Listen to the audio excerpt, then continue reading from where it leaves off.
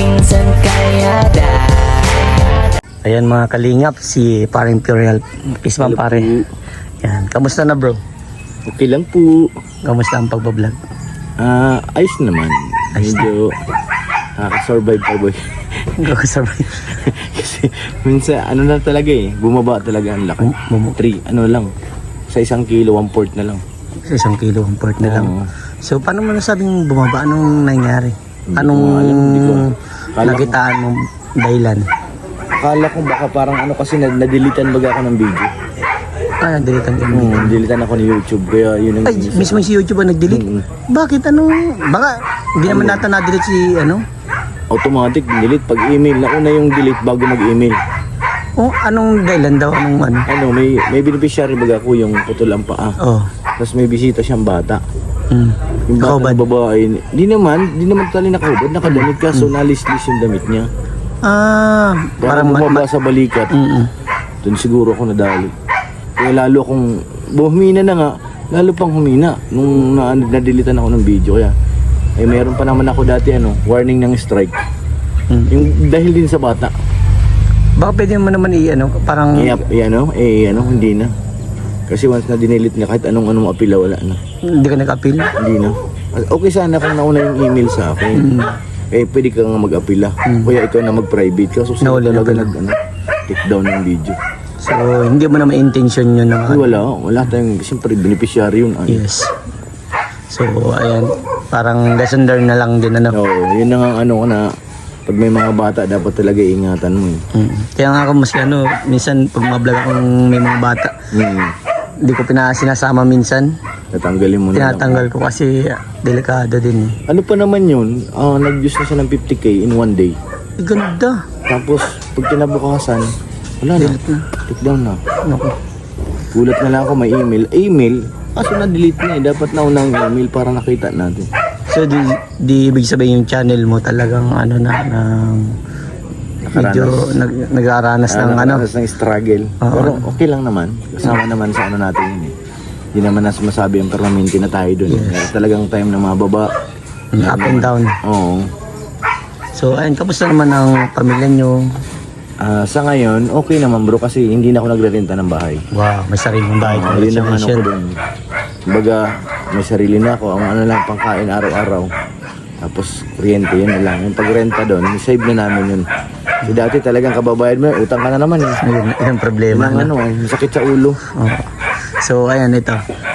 Kamusta bilang K-Boys? Kasi hindi pa kita na-interview dati. Kasi matagal na din kita nakasama.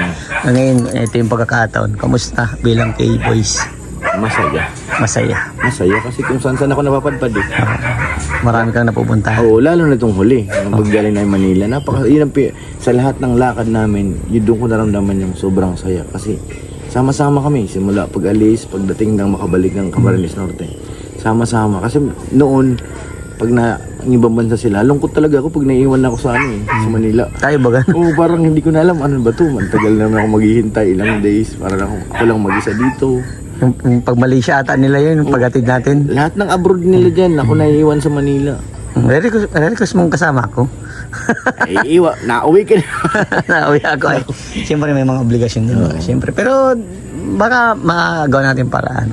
So ayan, at least kahit pa paano, masaya ka naman sa nangyayari. Okay naman. At saka parang pamilya na baga. Wala nang Minsan nga nakiselos na si Mrs. May papalit na. Kasi parang pag bukas ko na may message, siyempre, ano ka na kagad? Ano naman yan? Gano'n si Mrs. May trabaho ako Trabaho, personal. Alam niya naman yan. Pag sa K-Boys naman talagang matik yan. Pag minsan niya may alanganing oras, papupuntahin ka, di ba? Si Mrs. alam niya yan kasi dati nung panahon baga nila Carla, na wala pa sasakyan si Jomar, wala na sasakyan si Ido. Ako naman nahatid niyan doon kahit madaling araw sa Tarom. Kay Beyonce. Minsan ang ginagawa ko pag mga hating gabi na, sabihin ko sa kanila, matulog muna kayo, mamaya madaling araw mga 4 kasi may pasok baga sila. Tulog muna kayo ng ilang oras, susunduin ko kayo dyan. Tayo mauwi kasi rin ako, nahagis ako pagpabalik. Lalo pag ako na lang mag-isa. Lalo mabalik ka mga alas 2. Yun na nakakatakot na oras Kasi ikaw lang mag-isa. Kaya mas inaano ko ng alas 4, at least pagbalik ko maliwanag na. Hindi na ako masyadong Mangamba. ka ba? Oo. O syempre pag delikado din, di ba? Delikado baga dun. So ayan, ito may tanong ako. Bilang driver ni Kalinga Prab, syempre yung K-Boys din eh. Kasi daladala mo, pamilya mo kami. Kung baka daladala mo ang pamilya mo. Kamusta ang pagdadrive? Ano yung lagi mong pinag-iingatan kapag nagdadrive ka? Ay sa akin, basta pag sumakay ako sa hindi man nila marinig, nagpre-pray talaga ako. Na sana pagbalik, makabalik kami ng safe, at lalo kung malayo. At siyempre, kung ko tinuring yung pamilya ko sa pag-drive ako kasama ang pamilya ko. Siya rin yan, lalo na pagkasama si Ma'am Jack, sila Rabay, mas doble ingat pa nga eh. Kasi buong pamilya na ni Kalingang Prab ang dala-dala natin eh. Ito, may tanong ako sa iyo. Ano yung humubog sa iyo na mas lalong tumibay pa yung pagkatao mo as a driver ni Kalinga Prab? Ako naman kasi, simula nung pinatawag ako ni Kalinga Prab. Kasi dati lang naman ako yung 2 weeks lang. Hindi ba yung nasama-sama ka lang sa 2 amin? weeks lang yun. Tapos, pagkalipas noon, bigla niya ako, mga 2 weeks din ulit ako, bigla niya ako pinatawag na, Kuya, balik ka dito ka na sa akin. Doon ko inisip na, sabi ko, ito na pagkakataon, papakita ko na yung best ko kung anong kaya ko. Kumbaga, ibigay mo na lahat ng kaya mo. Pag-ingatan mo kasi pinagkatiwalaan ka eh. Yes. Yun ang pinakamasarap kasi yung tiwala. Kasi baga nakakwentuhan ka namin about din dati sige na dito ka na lang baga tapos yung time baga nahihiya ka pa nga. Nahihiya ako kasi wala pa naman signal kay Kalinga Prab. At saka yung sabi bagay nag-ano ka pa nag-adjust ka pa sa amin at siyempre bago parang hindi mo pagamay kami. Oo, normal yan parang gagamayin mo pa lahat ng kasama mo. Pero kahit pa paano naman nagamay na. Oo. So congrats at nasa K-Boys ka. Kumbaga malaking pinagbago ng sarili mo. Yung bahay ko, simula na pasama yung Kalinga Prab, biglang umano yung channel ko baga. Lahat ng kita doon sa channel ko, tinabi ko. Kaya nakapagpatay ako ng bahay. Wow, congratulations. Ayun naman ang sabi ni Kuya na na unahin mo na ang pamilya. Yes. Kaya inano ko talaga na magkaroon ng sarili. At saka laking laking tulong yung para sa sarili mo. Kasi sa amin nangungupahan. Yun ang 2 years, magit 3 years ako nagrenta eh. Ang bahay. Tagal lang. Tagal. Tapos, Kung inipon mo, may bahay ka na talaga. may bahay na talaga. Kaya salamat kay Kalinga Prab dahil yung tiwala, simula nang makita niya kung paano mag-drive, parang naging kampante na siya. Kahit si Ma'am Jack, nung una, siyempre, hindi pa naman nila ako kilala. Medyo alanganin pa yun eh. Kumbaga, kinakapa ka man din. Oo.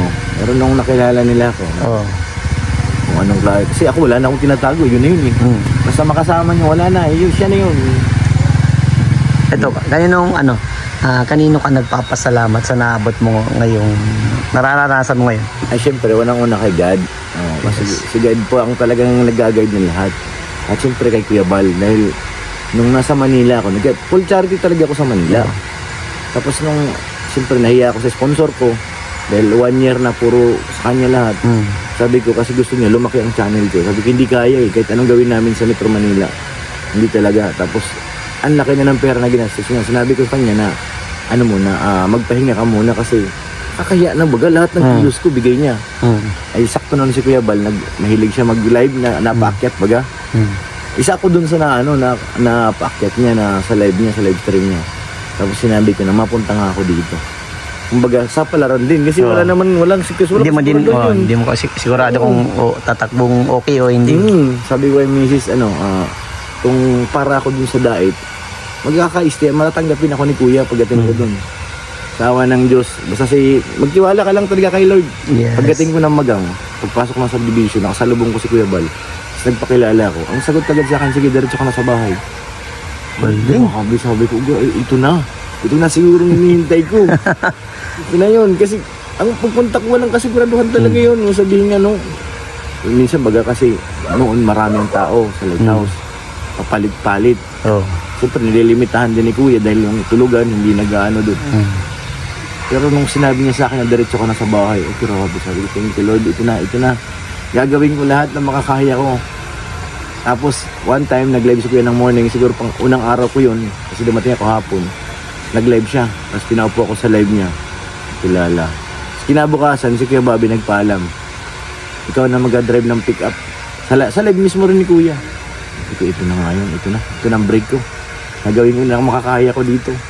Ayun, sa awa ng Diyos, sa kalahating taon na kay Kuya Bal, na walang aberya. Wow, nice Talagang, one. ano talaga yun?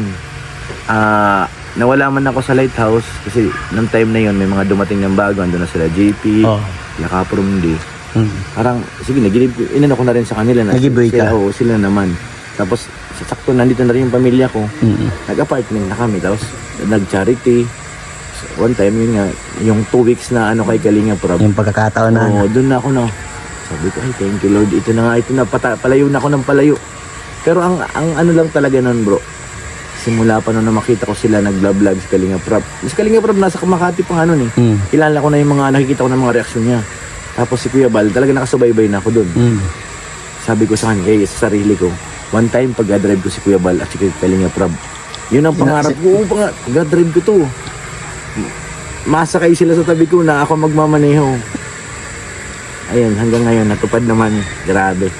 Kumbaga, bonus na lang yung mga nagawa, yung income mo, lumaki ang channel. Bonus yun, pero ang goal ko talaga, nung una, makatulong, ipag-drive yung magtatay. Kasi yun talaga, nakita ko, lalo nung birthday ni Kuya, bumili ng pick-up. Sabi ko, ang ganda ng pick-up ni Kalinga Prab, washing pa. Sabi niya, para daw kay Kuya Bal dapat yun. Balang araw, makapunta ko dyan, pag-drive ko yan. Ayun, sa awa ng Diyos, nagawa ko yun bago natin maibenta yung ano, yung pick-up. Binaibenta na bagay. Siya. Grabe. Sobrang ako, para sa akin na masasabi ko sa iyo, bro, tuloy mo lang yan. Yes. Kasi nakikita din talaga ni Lord kung gaano kabuti ang isang Oo. tao. Talagang binebless yun. Yes. Naniniwala ko doon. Kasi gaya mo, kung gaano kami iniingatan, napakita mo sa amin talaga. Talagang deserve mo talaga magkaroon ng bahay kasi pinangarap mo yun. So ayan bro, eto ba bro, ano masasabi mo sa mga sumusuporta sa iyo at mga sponsor mo na rin? Ayo, siyempre maraming salamat po sa tiwala kasi unang-una nung nakilala ko sa Kalingap, kilala nila ako pero yung tiwala baga bro, kasi sa ngayon po totoo lang yung mga sponsors ng ibang beneficiary sa akin baga inaabot. Doon pa lang yung tiwala na yun, napakasarap na kahit barya-barya mayor malibigyan nga masalaki kahit wala kasi yung tiwala baga ng tao. Of your help, ibigay mo ito kay ganito. Diba?